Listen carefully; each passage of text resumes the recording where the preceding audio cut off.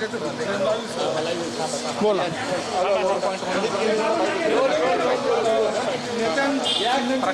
मंत्री नेते इथे होते, तुम्ही देखील आलेले होते, काय चर्चा झाली? मी या ठिकाणी मला सुहास अण्णांना भेटण्यासाठी त्यांच्या घरी जायचं होतं, पण ते इकडे आलेले होते म्हणून मी सुहास अण्णांना भेटण्यासाठी या ठिकाणी आलो होतो. माझी काही चर्चा झाली नाही. माझ्या नेत्यांशी चर्चा झालेली आहे.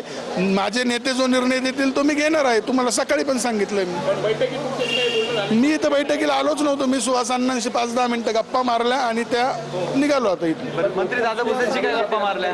दादा भुसेंना हॅलो बाय नमस्कार केला. हो, त्यांनी तुम्हाला माघारी विषय विचारलं, मग काय सांगितलं? नाही, त्यांना मी सांगितलं ना माझ्या नेत्यांचा मला निरोप येणार आहे. आला की मी लगेच माघार देतो. येईन 15-20 मिनिटात येतोय आणि मी पण पोहोचणार आहे कलेक्टर ऑफिसला 2 वाजेपर्यंत देणार माघार. आणि गोकुळ त्याचा माझा काही संपर्क नाही आणि चर्चा पण नाही. पण मग त्यांची उमेदवारी तो त्यांच्या संपर्कात असेल, माझ्या संपर्कात नाही.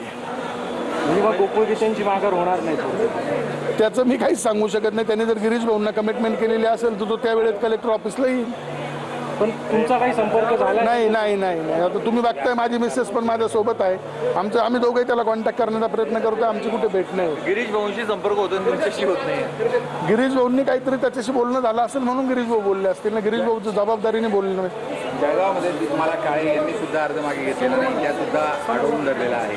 तर एकूणच असं वाटतंय की या सगळ्या गुंत्यामुळे एकमेकांचे पक्ष एकमेकांना हे करत असतात.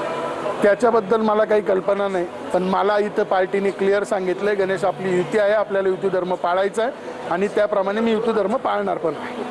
पण ज्या पद्धतीने गोकुळ भाऊंनी अर्ज भरलेला आहे ते अपक्ष उमेदवारी अर्ज त्यांनी दाखल केलेला आहे. अशा कंडिशनमध्ये नॉट रिचेबल होणं म्हणजे एक प्रकारे उमेदवारी अर्ज ठेवणं अशा स्वरूपाचे ते संकेत आहे. तुम्ही कसं बघता याच्याकडे? तुमचा पुढची भूमिका काय असेल या सगळ्या काळामध्ये? नाही, मदत करणार की युती धर्म? मी युती धर्माबरोबर राहील. सकाळी सांगितलं, परतही सांगतो, मी युतीबरोबरच काम करेन. ओके, येस, चलो. तर आपण पाहिलं गणेश गीते यांनी मी युती धर्म पाळणार असल्याचं म्हटलेलं आहे. तर दुपारी उमेदवारी अर्ज मागे घेणार असल्याची माहिती गणेश गीतेंनी या ठिकाणी दिली आहे.